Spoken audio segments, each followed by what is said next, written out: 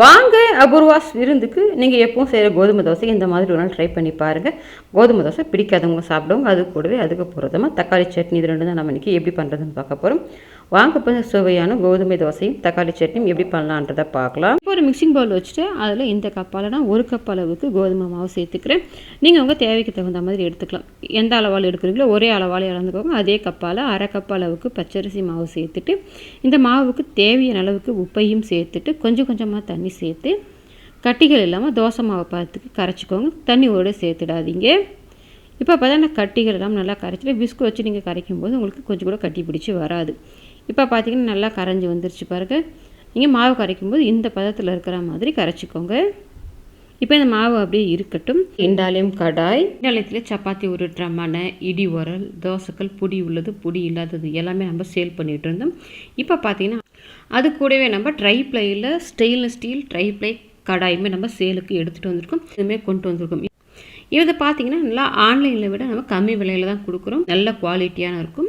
அதே சமயத்தில் நல்லா ஹெவி வெயிட்டாகவும் இருக்கும். நீங்கள் இதை அடி பிடிக்காது. நீங்கள் இது கேஸ் அடுப்புலையும் சமைக்கலாம். சாண்ட்விச் பாட்டம் இருக்கிறதால நீங்கள் இதை இண்டக்ஷன் அடுப்புலையுமே வச்சு நீங்கள் சமைக்கலாம். உங்களுக்கு இண்டாலியம் கடாய் வேணுமோ இல்லை ட்ரை ப்ளை கடாய் வேணுமோ எது வேணுமோ ஸ்க்ரீனில் நான் கொடுக்குற நம்பருக்கு வாட்ஸ்அப் பண்ணுங்கள். டீட்டெயில் சென்ட் பண்ணுறேன். வேணுன்றவங்க ஆர்டர் பண்ணிவிட்டு வாங்க. இப்போ அடுப்பில் கடாய் வச்சுட்டு அதில் 2 டேபிள் ஸ்பூன் அளவுக்கு எண்ணெய் சேர்த்துக்கோங்க. இதில் 1 டேபிள் ஸ்பூன் கடலைப்பருப்பு, 1 டேபிள் ஸ்பூன் உளுத்தம்பருப்பு சேர்த்துட்டு கடலைப்பருப்பு உளுத்தம்பருப்பு ரெண்டுமே நல்லா கோல்டன் கலரில் செவந்து வரணும். நல்லா ஃப்ரை பண்ணிக்கோங்க. இப்போ கடலைப்பருப்பு உளுத்தம்பருப்பு பார்த்தீங்கன்னா நல்லா கோல்டன் கலரில் ஃப்ரை ஆகிடுச்சு. இப்போ நான் 3 மீடியம் சைஸ் வெங்காயம் கட் பண்ணிவிட்டு வச்சுருக்கிறேன். அதை சேர்த்துக்கலாம். நீங்கள் உங்கள் சட்னி தேவைக்கு தகுந்த மாதிரி சேர்த்துக்கலாம். இது 5 பேர் சாப்பிட்றதுக்கு தாராளமாக இருக்கும். அது கூட பெரிய சைஸ் பூண்டு ஒன்று முழு பூண்டு சேர்த்துக்கோங்க. காரத்துக்கு 6 வரமிளகாய் சேர்த்துருக்கேன். கலருக்காக 3 காஷ்மீரி மிளகாய் சேர்க்கும்போது உங்கள் காரத்துக்கு தகுந்த மாதிரி சேர்த்துட்டு இப்போ இந்த வெங்காயத்தோட பச்சைத்தன்மை போக நல்லா வதக்கி விட்டுடலாம்.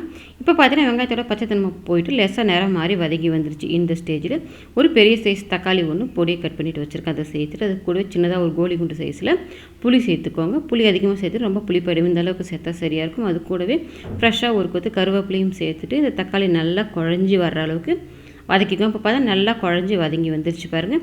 இந்த ஸ்டேஜில் 3 டேபிள் ஸ்பூன் அளவுக்கு தேங்காய் துருவிட்டு வச்சுருக்கிறேன். அதை சேர்த்துட்டு ஒரு நிமிஷத்துக்கு மட்டும் கலந்து விட்டுட்டு அடுப்பை ஆஃப் பண்ணுங்கள். தேங்காய் சேர்த்துட்ட பிறகு ரொம்ப நேரம் எண்ணெயில் வதக்கணும்னு அவசியம் கிடையாது. நமக்கு தேங்காய் எண்ணெய் வாசனை வர மாதிரி ஆகிடும். அப்படியே பெரட்டி விட்டுட்டு ஆஃப் பண்ணிடலாம். இப்போ பார்த்தா ஒரு நிமிஷத்துக்கு நல்லா பெரட்டி விட்டுட்டேன். இப்போ அடுப்பை ஆஃப் பண்ணிவிட்டு சட்னியை ஆற விட்டுருங்க. இப்போ ஆற வச்சுருந்த சட்னியை மிக்ஸி கப்பில் மாற்றிட்டு வச்சுருக்கேன். அதில் இந்த சட்னிக்கு தேவையான அளவுக்கு உப்பு சேர்த்துட்டு கொஞ்சமாக தண்ணி சேர்த்துட்டு கொஞ்சம் லேசாக கொரகொரப்பு இருக்கிற மாதிரி இந்த பதத்தில் நான் அரைச்சி எடுத்துகிட்டு வந்திருக்கேன். இப்போ இந்த சட்னி வேறு ஒரு பாத்திரத்துக்கு மாற்றிக்கலாம்.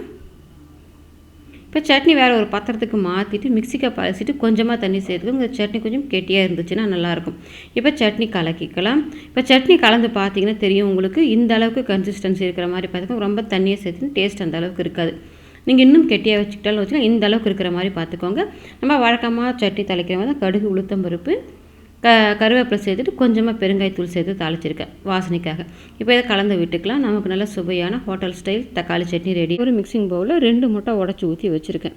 அது கூடவே இந்த முட்டைக்கு தேவையான அளவுக்கு உப்பு சேர்த்துட்டு அது கூடவே ஒரு 1/4 ஸ்பூன் அளவுக்கு மிளகுத்தூள், ஒரு 1/4 ஸ்பூன் மஞ்சத்தூள் சேர்த்துக்கோங்க. நம்ம முட்டைக்கு மிளகு மஞ்சத்தூள் சேர்க்கும்போது முட்டையோட ஸ்மெல் இல்லாமல் இருக்கும். இப்போ இதை நல்லா கலந்து விட்டுட்டு இப்போ நான் பீட் பண்ணி வச்சுட்டேன். இதுவும் அப்படியே இருக்கட்டும். அடுப்பில் தோசைக்கல் போட்டிருந்தேன். தோசைக்கல்லுமே நல்லா காஞ்சிடுச்சு. இப்போ நம்ம ரெடி பண்ணி வச்சுருந்த மாவில் ஒரு 1.5 கரண்டி அளவுக்கு மாவு சேர்த்துட்டு அந்த மாவு நல்லா தேய்ச்சி விட்டுக்கோங்க. இப்போ தோசையை ஊற்றிட்டு நம்ம உடச்சி ஊற்றிருந்த முட்டையை அதில் சேர்த்துக்கோங்க. இப்போ முட்டையை அதில் சேர்த்துட்டு அது மேலே கொஞ்சமாக பொடியை நறுக்குன்னா வெங்காயத்தை சேர்த்துக்கோங்க. வெங்காயம் சேர்த்துட்டு அது கூடவே கொஞ்சமாக பொடி நறுக்குன்னா மல்லி இலையையும் சேர்த்து மேலே கொஞ்சமாக நீங்கள் இட்லி பொடி போட்டுக்கோங்க. ரொம்ப டேஸ்ட் நல்லாயிருக்கும். இட்லி பொடி போட்டு பண்ணும்போது நமக்கு அந்த ஃப்ளேவர் எல்லாமே சேர்த்து நல்லா சிம்லியே வச்சு வேக வைங்க. அது கூடவே பார்த்திங்கன்னா கொஞ்சமாக நான் எண்ணெய் சேர்த்துக்கிறேன். இப்போ ஒரு சைடு ஃபுல்லாக நல்லா வெந்து வரட்டும். இப்போ பார்த்தா ஒரு சைடு ஃபுல்லாக நல்லா வெந்து வந்த பிறகு அதை இன்னொரு சைடு வேகிறதுக்கு திருவி போட்டுட்டு இது மாதிரி லைட்டாக ப்ரெஸ் பண்ணி விடுங்க. அப்போ அந்த வெங்காயம் எல்லாமே நல்லா ஒட்டி பிடிச்சி வரும். இப்போ இன்னொரு சைடுமே நல்லா வெந்துருச்சு. இப்போ நம்ம வெளியில் எடுத்துக்கலாம். நமக்கு நல்லா சுவையான கோதுமை முட்டை தோசை ரெடி ஆகிடுச்சு. நீங்களும் உங்கள் வீட்டில் ட்ரை பண்ணி பாருங்கள்.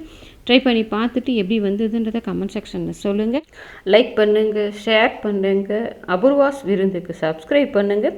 கூடவே பெல் பட்டனையும் கிளிக் பண்ணுங்கள். அப்போ தான் என்னோடய அப்லோட்ஸ்லாம் உங்களுக்கு உடனடியாக கிடைக்கும்.